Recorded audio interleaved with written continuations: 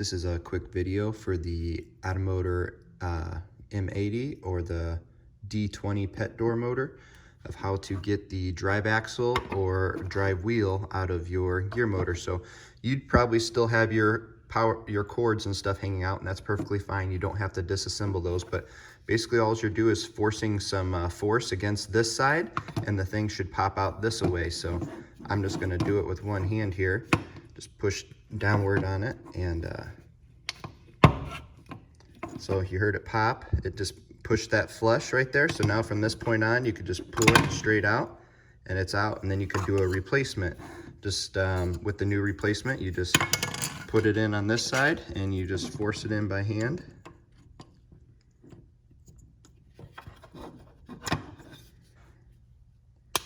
Like that, until you see all those stars pop up. And if they're only halfway through, that's not deep enough. You need to go until you almost reach the square cog side of it. So you want to go that far, just so that there's about a 1/16 of an inch away from the actual body. If there's more or less, that's fine, as long as the majority of the teeth are pushing out here so it can grab the gears. So for the Model 80, it's the exact same thing. You just force it down like that. You should be able to pull it out like that. And you can, so even if it's sheared off completely at this point right here, that's all that's showing is a stick.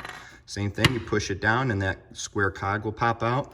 And if you can't grab it with your fingers, you could use a pair of pliers, or sometimes you could pry it up with a butter knife or a pair of scissors or something like that. Just put it up on the edge and force it upward to pull it out, and then put it back in. The only other thing you need to check with the Model 80 is to make sure these pins are still there for your draw line.